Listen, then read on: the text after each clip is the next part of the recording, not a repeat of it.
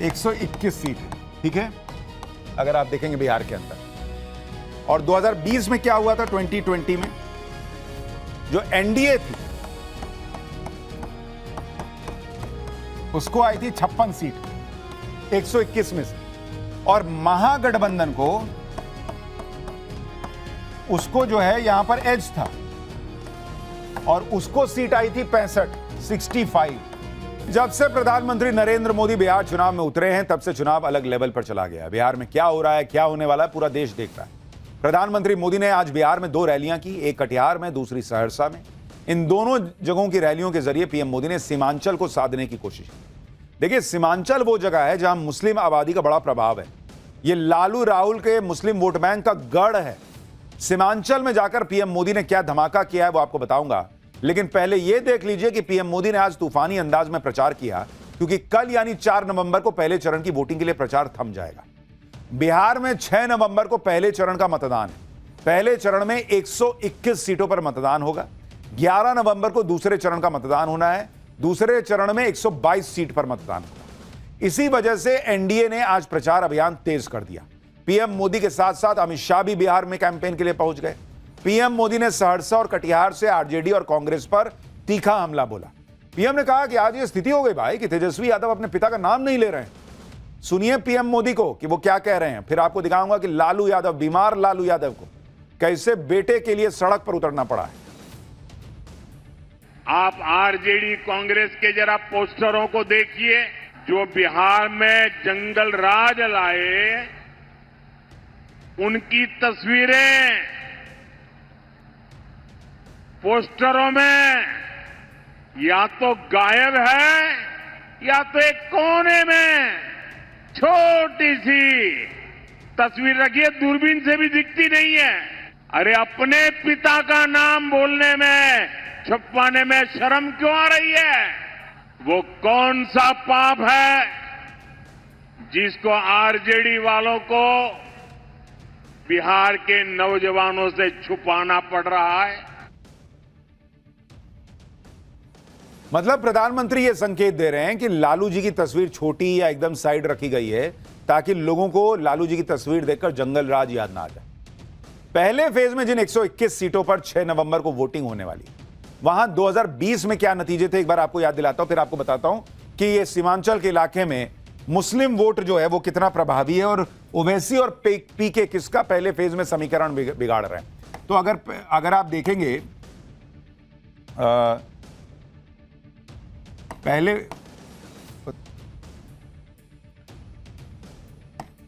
पहले फेज में 121 सीट है, ठीक है, अगर आप देखेंगे बिहार के अंदर। और 2020 में क्या हुआ था, 2020 में जो एनडीए थी उसको आई थी 56 सीट 121 में से, और महागठबंधन को उसको जो है यहां पर एज था और उसको सीट आई थी 65। और इसलिए ये पहला फेज जो है वो एनडीए के लिए बहुत इंपॉर्टेंट है, क्योंकि लालू राहुल के गढ़ वाले इलाके हैं ये इस पहले फेज में, जहां मुस्लिम वोट बैंक जो है वो एक मुश्त वोट करता है कांग्रेस के लिए या आरजेडी के लिए।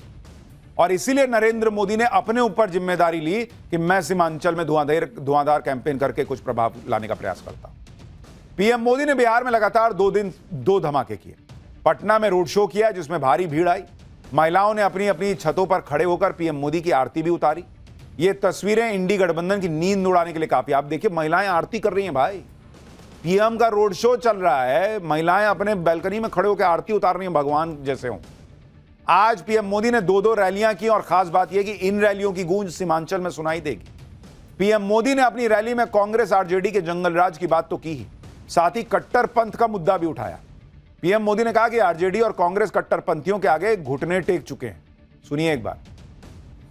कांग्रेस और आरजेडी के लोगों को कट्टर और कट्टरपंथी यही पसंद है।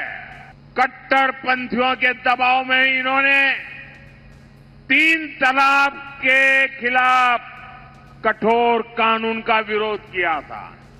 और कट्टरपंथियों का एजेंडा पूरा करने के लिए ये नए वक्फ कानून को कूड़ेदान में फेंकने की बात कर रहे हैं। आरजेडी कांग्रेस की सच्चाई यही है कि ये दोनों ही कट्टरपंथियों के आगे घुटने टेक चुके हैं। आरजेडी और कांग्रेस की डिक्शनरी में क्या शब्द है, क्या भावनाएं भरी पड़ी है, क्या आदतें जुड़ी हुई है, आरजेडी और कांग्रेस इनकी डिक्शनरी में कट्टा, क्रूरता, कटुता, कुसंस्कार, कुशासन और करप्शन ऐसे ही शब्द भरे पड़े हैं। जंगल राज की पाठशाला में इन्होंने बस यही सीखा है। पीएम मोदी फुल स्पीड से बिहार में प्रचार कर रहे हैं, इंडी गठबंधन की कमजोर कड़ी पर हमला कर रहे हैं। दूसरी तरफ इंडी गठबंधन एक के बाद एक ब्लंडर किए जा रहा है। पहले राहुल गांधी ने नरेंद्र मोदी पर पर्सनल अटैक करके खूब ब्लंडर किए। अब कांग्रेस अध्यक्ष मल्लिकार्जुन खड़गे बिहार चुनाव में कूदे तो उन्होंने भी एक ऐसा ब्लंडर कर दिया कि इंडी गठबंधन पर ही भारी पड़ जाए। खड़गे ने कहा कि चुनाव के बाद पीएम मोदी नीतीश कुमार को सीएम नहीं बनाएंगे, नीतीश की जगह किसी चेले को बिहार का मुख्यमंत्री बना देंगे।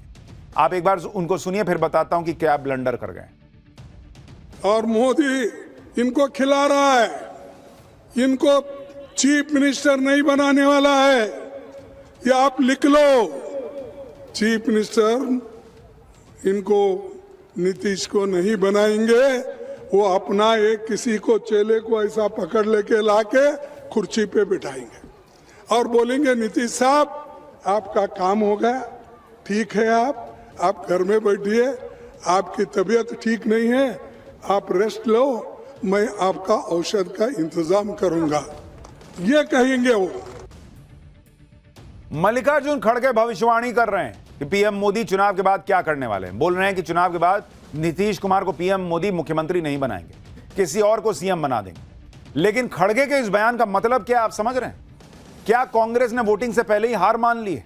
क्या कांग्रेस ऑलरेडी मान रही है कि सीएम तो एनडीए का ही बनेगा, नीतीश नहीं बनेंगे, कोई दूसरा बनेगा, लेकिन बनेगा तो एनडीए का। वो खुद ही कह रहे हैं भाई कि पीएम मोदी जो है वो सीएम किसी और को बना देंगे। मतलब आप मान रहे हैं कि जीत रही है एनडीए। अब सीएम कौन बनेगा नहीं बनेगा वो आपका अपना आपकी अपनी भविष्यवाणी है, आपका अपना आकलन है।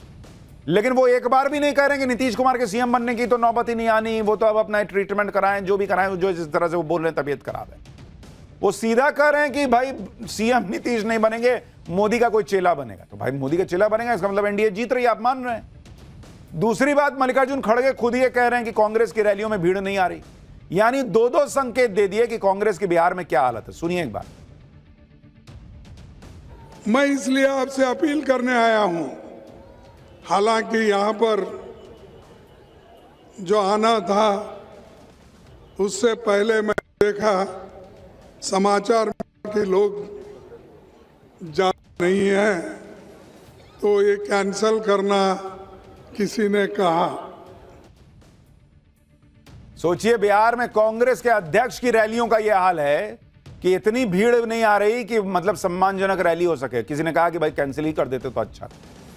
इधर कांग्रेस चुनाव में कांड पे कांड करती जा रही है, उधर राहुल गांधी का बिहार में अलग कैंपेन चल रहा है। बॉस राहुल गांधी बेगूसराय में प्रचार के लिए तालाब में गोते लगाने लगे। राहुल गांधी नाव में बैठ के मछली पकड़ रहे मछुआरों को देख रहे थे, तभी इंडी गठबंधन के deputy CM candidate Mukesh Sahani पानी में कूद गए। वो कूदे तो राहुल गांधी कूद गए। फिर क्या था, राहुल गांधी मतलब कूदे तो एकदम माहौल बन गया, अरे बाप रे, जननायक पानी में कूद गए। राहुल गांधी मछुआरा समुदाय से संवाद करने आए थे, पानी में कूद गए और तैरने लगे। जो राहुल गांधी कुछ दिन पहले नरेंद्र मोदी पे ताने मार रहे थे कि नरेंद्र मोदी तो वोट के लिए कुछ भी कर सकते हैं, नाचने कहिएगा तो नचियो देंगे, राहुल गांधी जब खुद की बारी आई तो वोट के लिए तालाब में कूद गए, पानी में तैरने लगे। राहुल गांधी ने अपनी वही वोट चोरी और चुनाव चोरी की बातें इसके बाद दोहराई।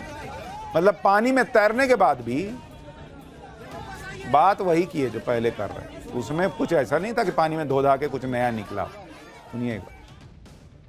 महागठबंधन जीत रहा है, स्वीप कर रहा है, मगर एक बात मैं आपसे कहना चाहता हूं, हमने महाराष्ट्र में देखा, कर्नाटक में देखा, हरियाणा में देखा, मध्य प्रदेश में देखा कि बीजेपी ने और आरएसएस ने मिलकर चुनाव के चुनाव चोरी किए हैं।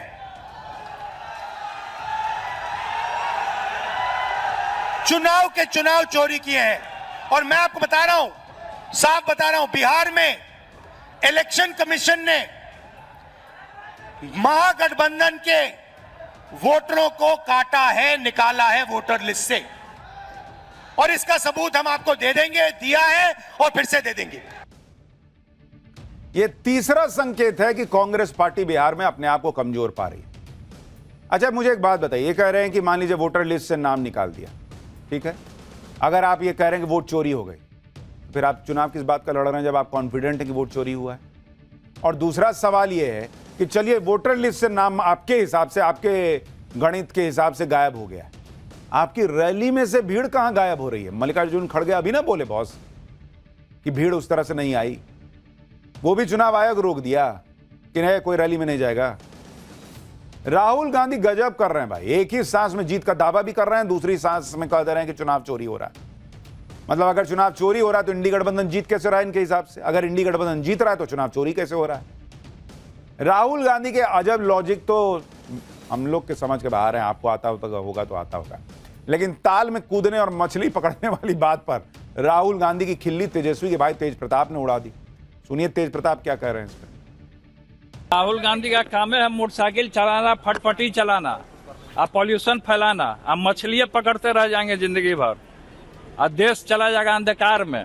रोजगार का बात करेंगे, रोजगार मिल ही नहीं रहा है, ये गलत तो मछली पकड़ रहे हैं तो पकड़ने दीजिए उनको मछली। राहुल गांधी का काम है मोटरसाइकिल चलाना, फटफटी चलाना, और पॉल्यूशन फैलाना, और मछलियां पकड़ते रह जाएंगे जिंदगी भर।